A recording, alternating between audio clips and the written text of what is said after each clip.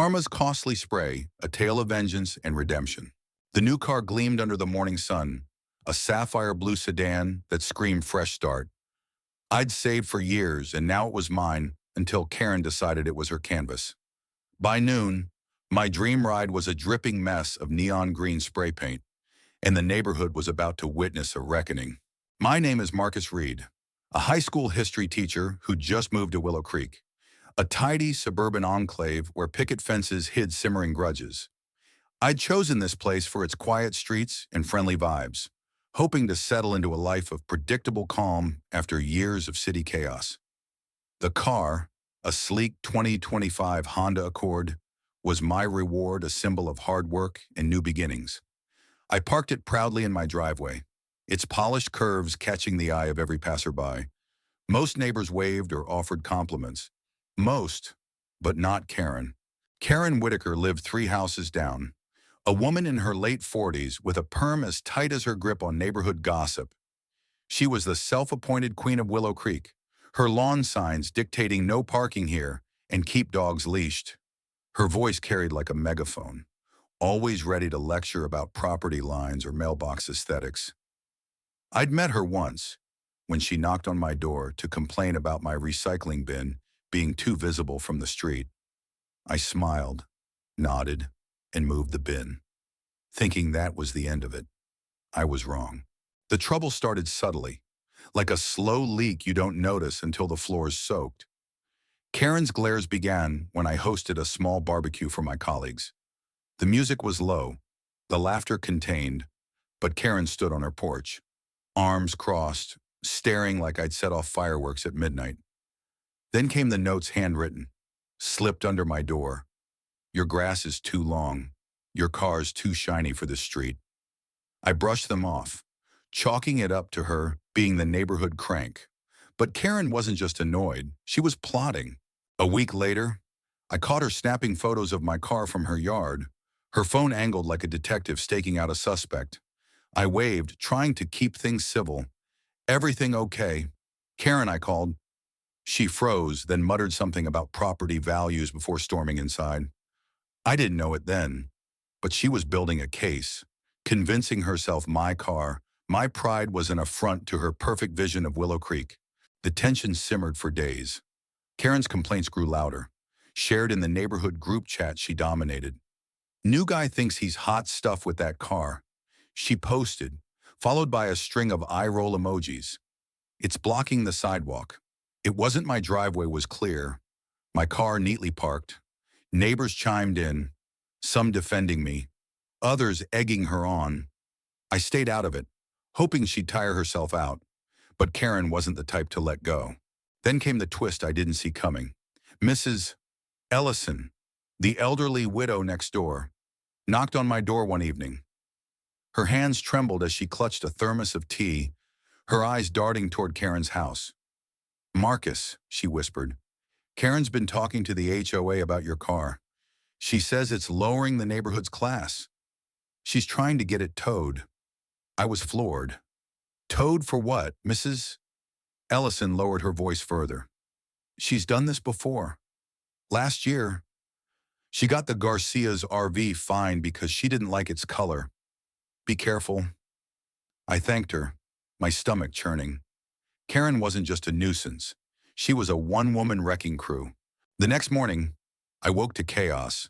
My car, my beautiful Accord, was a crime scene. Neon green spray paint dripped across the hood, streaking down the sides like toxic tears. The word eyesore was scrawled in jagged letters across the windshield. My heart sank, then ignited.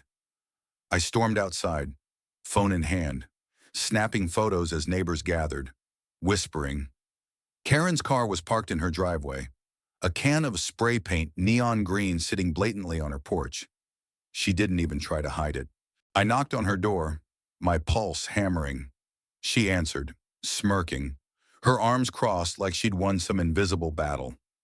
Problem, Marcus, she said, her tone dripping with mock innocence. Yeah, I snapped, pointing to my car. You think this is funny?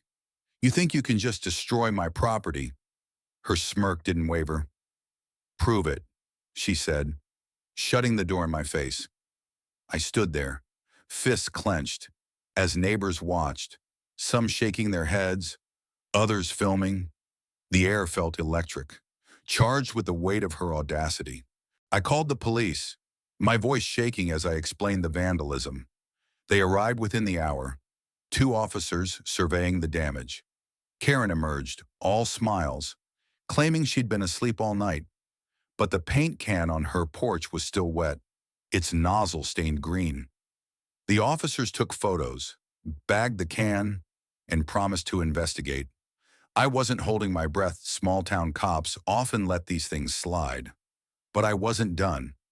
I posted the photos in the neighborhood chat, tagging Karen. "Anyone know who did this?" I wrote. The responses flooded in, some shocked, some accusing Karen outright. She stayed silent, but I knew she was watching. The next day, another twist hit. Jake, a teenage neighbor who mowed my lawn, came to me with a USB drive. "Mr.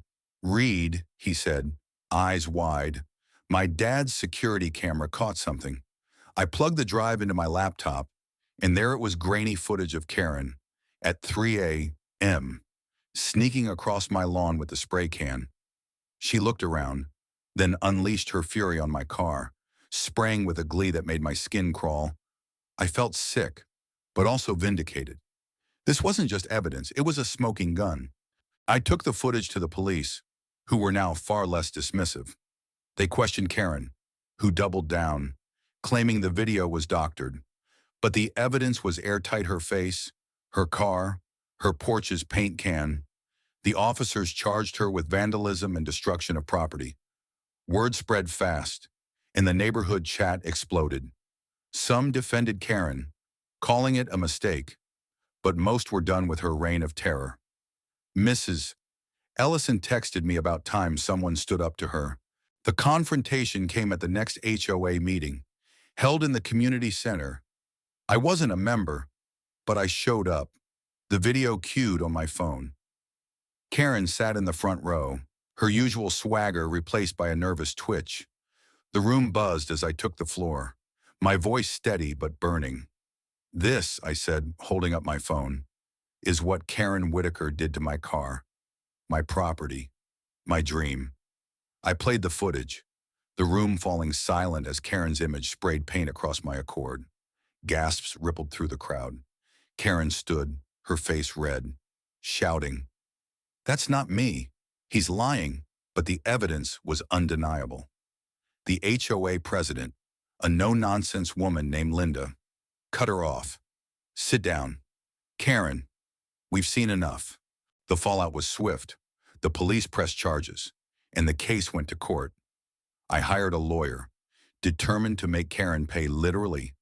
The judge, unimpressed by Karen's tearful, "I was just upset" defense, hit her hard $60,000 in damages for the car's repair, legal fees, and emotional distress. The courtroom felt like it exhaled as the gavel fell. Karen's face crumpled, her queenly facade shattered. But the judge wasn't done. He ordered her to issue a public apology, to be posted in the neighborhood chat and read aloud at the next HOA meeting. The apology was a spectacle. Karen stood in the community center, her voice shaking as she read from a crumpled paper. "I regret my actions against Marcus Reed's property. I was wrong." The room was silent, but the air hummed with justice. Neighbors whispered, some nodding, others smirking. I didn't feel triumph, just relief. My car was being restored, paid for by Karen's fine. But the real victory was the shift in Willow Creek. Karen's grip on the neighborhood loosened. People stopped fearing her complaints, her signs, her glares. As weeks passed, the neighborhood healed. Mrs. Ellison brought me homemade cookies, thanking me for taking her down a peg. Jake got a raise for his lawn mowing gig, and the HOA rewrote its rules to curb petty power plays. Karen kept to herself, her lawn signs gone, her porch empty of spray cans. I heard she was selling her house, unable to face the whispers and sideways glances. My car, once a canvas of Karen's spite, shone again under the sun. I drove it through Willow Creek, windows down, feeling lighter than I had in months. The scars of that day lingered, but so did the lesson. Actions have consequences, and even the loudest voices can't outrun the truth. What do you think? Did Karen get what she deserved? Or was the punishment too harsh? Share your thoughts below.